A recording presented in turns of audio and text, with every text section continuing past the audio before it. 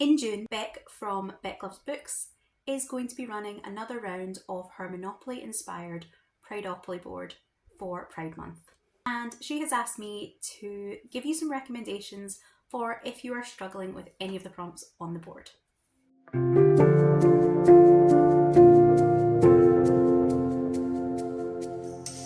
The board looks like your standard Monopoly board. You start at go, or in this case coming out, and you roll a dice and work your way around the board. Each of the stops on the board has a prompt, and some of them also have a flag at the top. While all of the books that you pick for Prideopoly should either have a LGBTQ plus character or author, you can kind of mix and match the representation that you're picking from. However, if you manage to get a character or an author that matches the representation shown by the flag for the prompt, then you're also filling out expert mode. I have recommendations for most of these squares. There are 3 that I don't have anything for, and when we get to those, I will just share with you something that is on my TBR myself. All of the other suggestions I'm going to make do hit that expert mode with either a character or an author that specifically matches the representation shown on the flag. Now, obviously, personally, I would say it's fine to look at maybe Blue Sky profiles or interviews with these authors, but please don't be trying to out authors or to harass people about how they identify. If it doesn't fit for expert, it doesn't fit, and that's fine. I'm not going to give you too much information about each book. There are, I think, like 25 books on this list, so I'm going to rattle through them fairly quickly. I will list all of the books in the description below, and it'll be really easy for you to go off and Google and find more information on anything you are interested in. So, onto the board.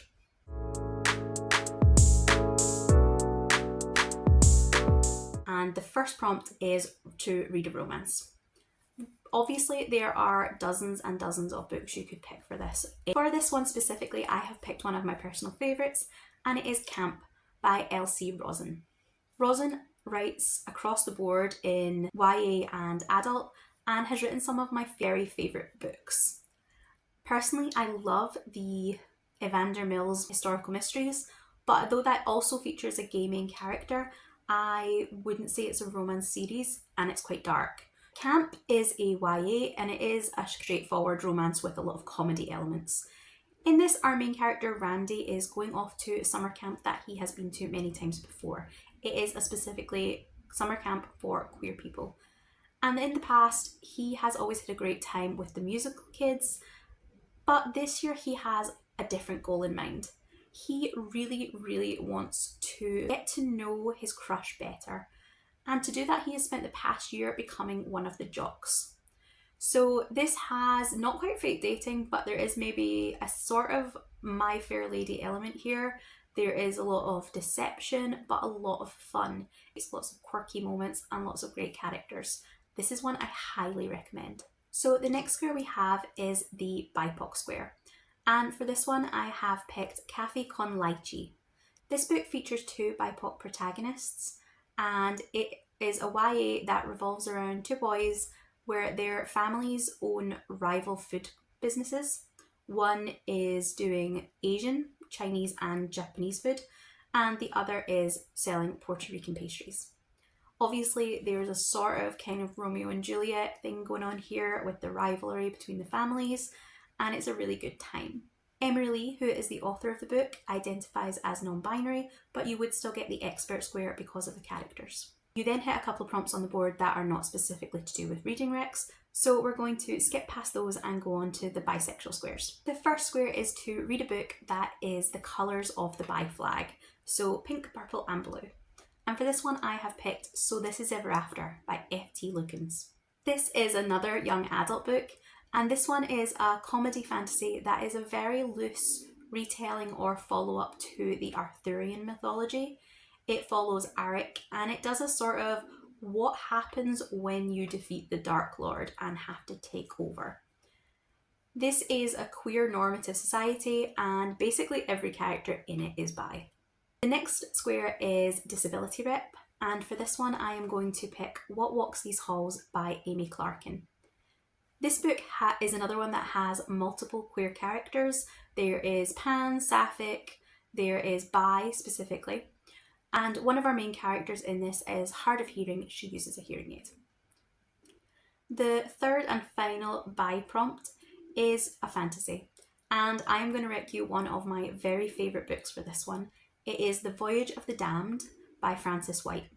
This is a murder mystery that happens aboard a ship in a world where each of the heirs to the different districts have a special power. At this point, we pivot around the corner on the board and we hit the lesbian flag squares.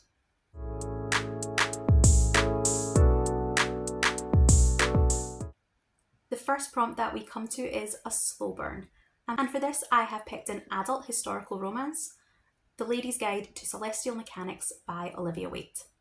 This is the first in a trilogy of standalone books about women in the Regency period who have jobs that are kind of unconventional. In this one we have Lucy, who desperately wants to be an astronomer, and Lady Catherine, who has an interest in fashion design. Then we briefly interrupt our lesbian squares to put a memoir of any sort. And for this one, I don't read a lot of memoirs, but I do have one to recommend you. And it is Beyond the Throne by Kristian Nairn. You might know Kristian Nairn as an actor. He was Hodor in Game of Thrones and Wee Jon in Our Flag Means Death, but he is also a drag queen, a DJ, and now an author.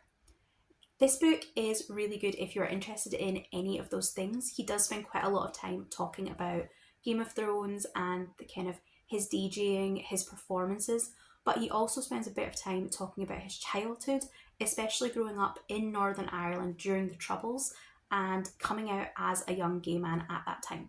The next prompt is back to the lesbian squares, and this one is to read a graphic novel. And for this one I have picked Bingo Love by T. Franklin. It's a really sweet story that spans over 60 years. Two girls that meet in 1963, fall in love and are then forced apart, coming back together in their older age. The last square on the lesbian flag is to read a book with mental health representation. For this I've picked another YA book. It is Bianca, Torre is Afraid of Everything by Justine Pucella Winans. I really love that this one has a murder mystery element.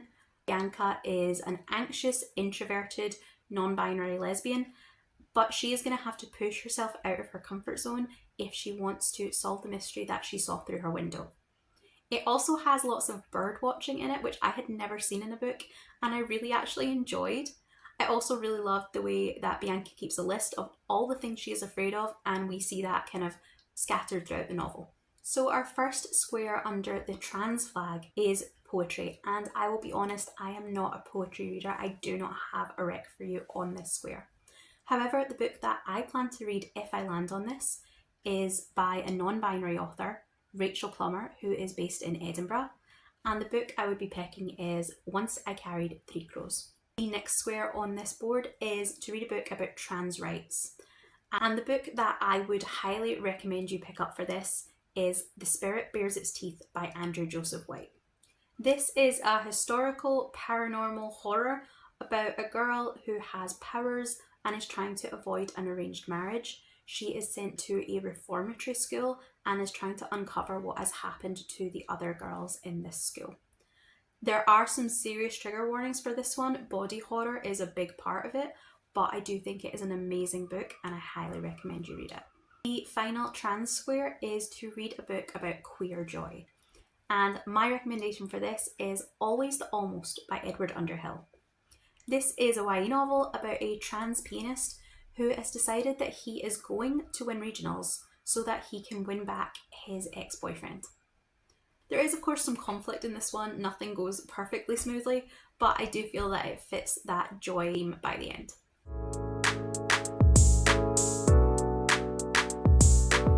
On the board we are now turning another corner and we are going into the pan flag.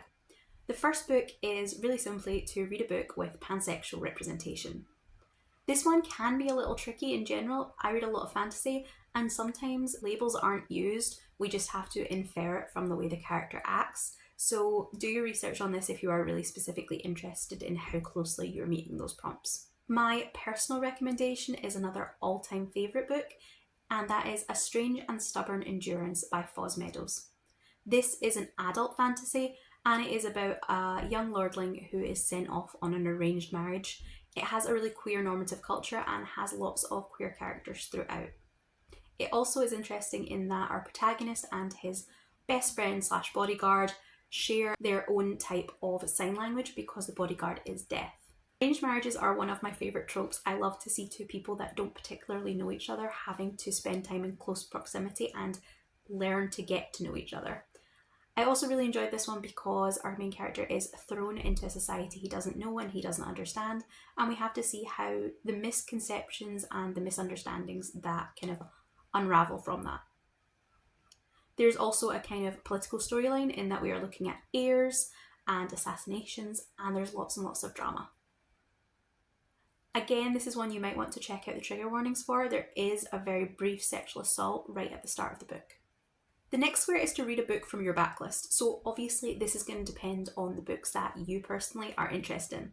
But I do have 3 books that are, I would consider backlist books. They are at least a few years old and they all feature pan characters and are from pan authors. So it would hit you that expert spot if you are interested in reading them anyway. The first is The Captive Prince by C.S. Pacat. This is an adult romantic fantasy which has Damien, the rightful heir to his country's throne.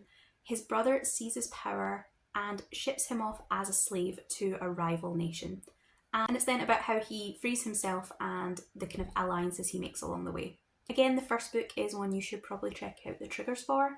There is sexual slavery and sexual assault throughout, but overall the entire series I feel is really well done and is a really enjoyable political fantasy. And that is from 2013. Next backlist pan book I would recommend is In the Ravenous Dark by A.M. Strickland. This is from 2001 and it is about a pansexual necromancer in a queer normative world. The last book that I would suggest for your backlist pan books is A Dark and Hollow Star by Ashley Shuttleworth. This is a YA, it's an urban fantasy and it also has a kind of portal element to it. We kind of sit in both worlds. When we are in our world, we are based in Toronto, and then we have a Fae world that we also spend some time in. It is the first in the Hollow Star saga. It has multiple queer characters, and if you like Fae with a little bit more of an edge to them, this might be one for you.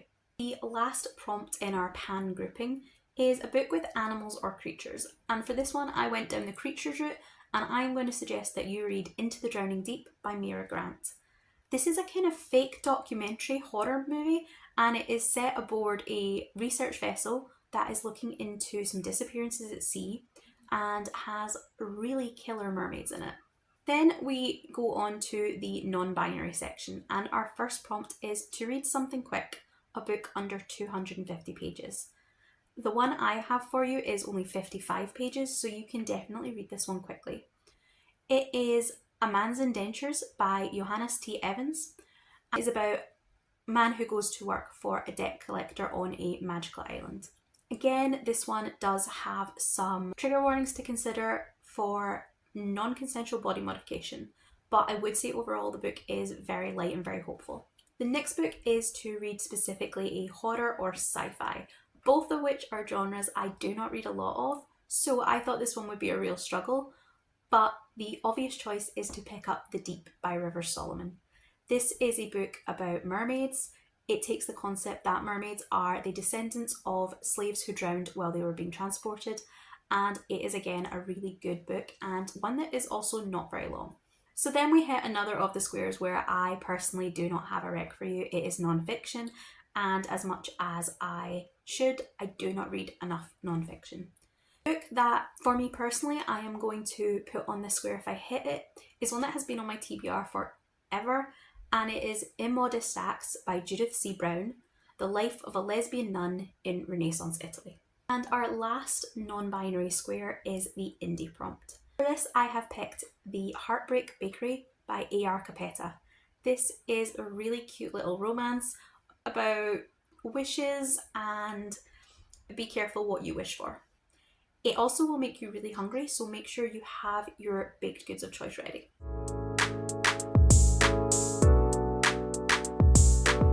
Going around the final corner, we hit our asexual pride flags. The first prompt is to read a book that is friends to lovers, and for this I am picking Role Playing by Kathy Yardley.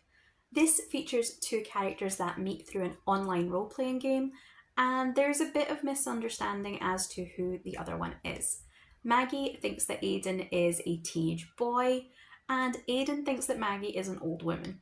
They are not. And I found this really interesting, this one, because Aidan is in his 50s and he is finding out what asexuality and demisexuality are and discovering that he probably falls somewhere under that umbrella. The next prompt is to read a book recommended by a friend. So obviously, again, this is one that you will probably pick for yourself.